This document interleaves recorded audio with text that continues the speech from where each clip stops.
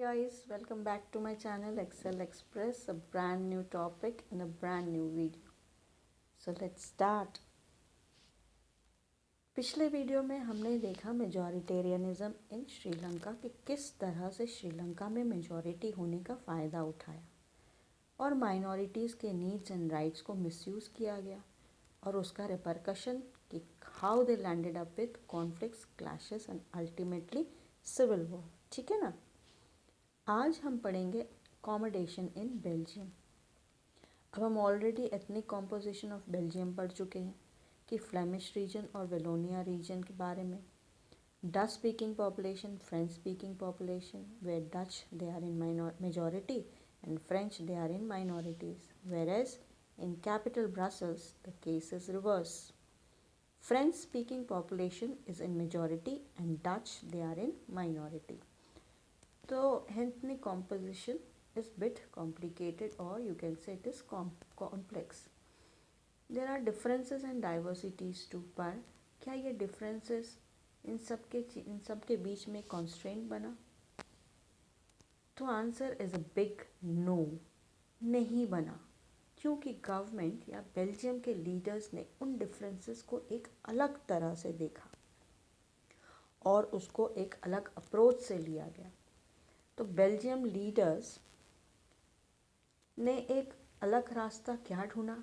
उन्होंने एक पीसफुल वे सोचा, या यूं कह लो कि उनका जो देखने का नज़रिया था इन डिफरेंसेस को, वो बेहद ही अलग था. उनका अप्रोच ही अलग था.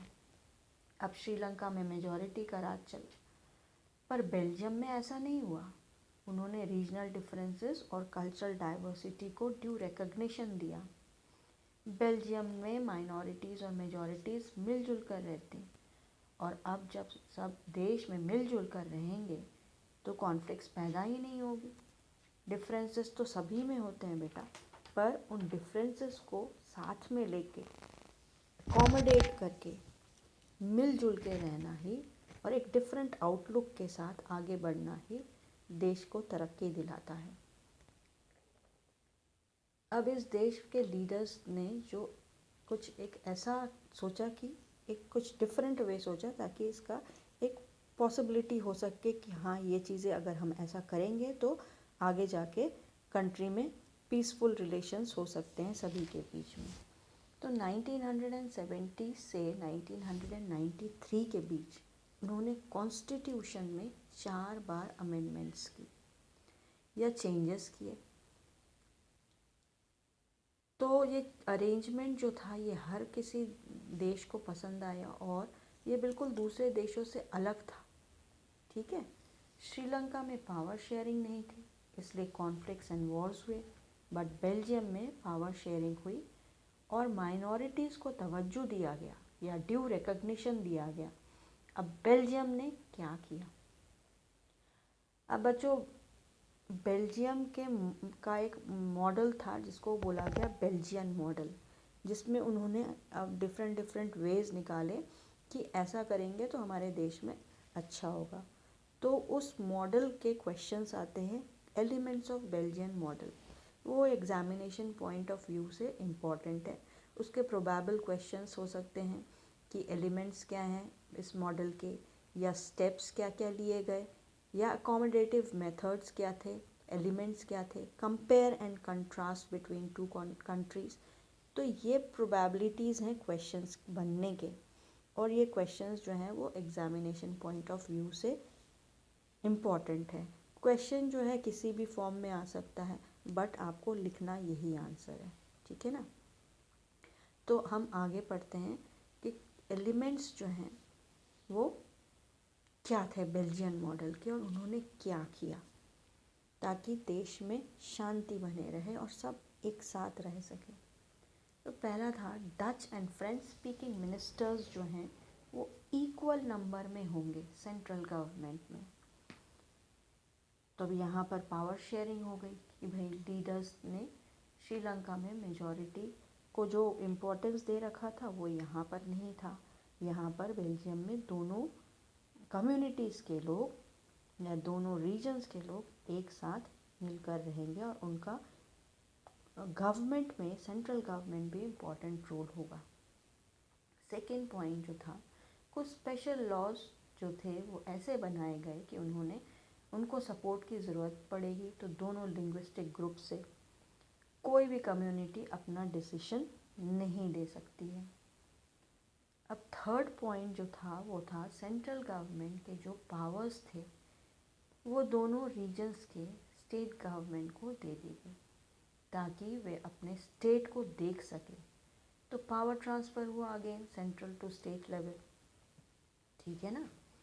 अब फोर्थ पॉइंट जो था, ब्रसल्स कैपिटल सिटी की सेपरेट गवर्नमेंट थी जिसमें दोनों कम्युनिटीज़ का इक्वल रिप्रेजेंटेशन था और फ्रेंच स्पीकिंग ने भी इक्वल रिप्रेजेंटेशन एक्सेप्ट किया क्योंकि डच स्पीकिंग ने भी इक्वल रिप्रेजेंटेशन एक्सेप्ट किया सेंट्रल गवर्नमेंट में।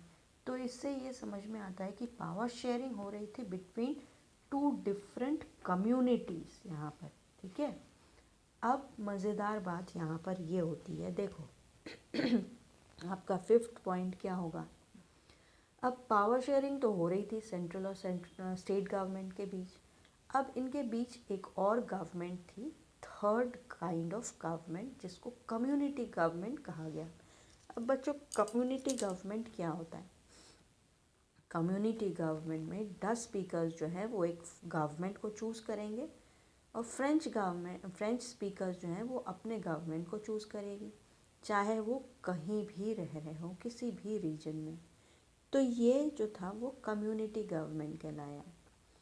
तो अब भाई इसको बनाई क्यों गई? इसलिए बनाई गई ताकि कोई भी इश्यूज़ हो लैंग्वेज से रिलेटेड, कल्चर से रिलेटेड, कोई चेंजेस करने हैं तो सेंट्रल एंड स्टेट गवर्नमेंट का कोई भी रोल नहीं रहेगा, उनका कोई भी कंट्रीब्यूशन नहीं रहेगा इसमें कम्युनिटी गवर्नमेंट अपना रोल प्ले करेगी और हर किसी को इसे अवॉइड करना होगा क्योंकि लोगों ने ही तो इसको बनाया है और चूज़ भी किया है, इसलिए कम्युनिटी गवर्नमेंट को फॉलो भी करना पड़ेगा। ऐसा नहीं कि बना के रख दिया और उनको एक नाम से दे दिया, बट उसको लोग फॉलो करेंगे। तो भाई ये सारे अरेंजमेंट जो थे वो लाए गए and it was pretty accommodative as it merged, or you can say it absorbed all the differences or accepted all the differences within, and differences were peacefully negotiated। ठीक है, कि ऐसा नहीं तो ऐसा, ऐसा नहीं तो ऐसा, इसलिए चेंजेस किए जा रहे थे 4 बार कॉन्स्टिट्यूशन में। एंड हेंस इसमें कोई भी डिवीज़न नहीं हुआ। डिवीज़न मीन्स कंट्री में सब पीसफुली रहे, कोई भी क्लैशेस नहीं हुआ, जो कि श्रीलंका में नहीं था। ये सारी चीज़ें एब्सेंस थी ये सारी चीज़ों की। अब बेल्जियम मॉडल जो था वो कॉम्प्लिकेटेड तो था, फिर भी इसको अडॉप्ट किया गया जिससे सिविल वॉर्स नहीं हुआ, क्लैशेस नहीं हुए और लोग भी अमन से रहने लगे वहाँ पर। यहाँ पर एक इंटरेस्टिंग बात बताना चाहूँगी कि जब यूरोपियन यूनियन EU बना और यूरोप के सारे कंट्रीज़ इकट्ठा हुए तो ब्रसल्स को हेडक्वार्टर चूज़ किया गया और इसे 1993 में बनाया गया to oversee their economic and political integration by the maastricht treaty. ठीक है बच्चों, तो बच्चों हमने श्रीलंका की स्टोरी पढ़ी, बेल्जियम की भी पढ़ी। दोनों देशों में डिफरेंसेस थे, एक ने उसे एक्सेप्ट नहीं किया, दूसरे ने कर लिया। जिसने किया उसका कॉन्सिक्वेंसेस क्या था आप पढ़ ही चुके हैं कि डिफरेंट सिविल वॉर्स हुए, कंट्रीज़ में लड़ाई हुई, बहुत ज़्यादा उथल पुथल हुआ, इंस्टेबिलिटी हुई, और जिसने एक्सेप्ट कर लिया वो पीसफुली और हैप्पीली रहने लगे। ठीक है, तो बच्चों आज के लिए इतना ही, मिलते हैं एक नए वीडियो में नए टॉपिक के साथ। तब तक signing off and till than happy learning.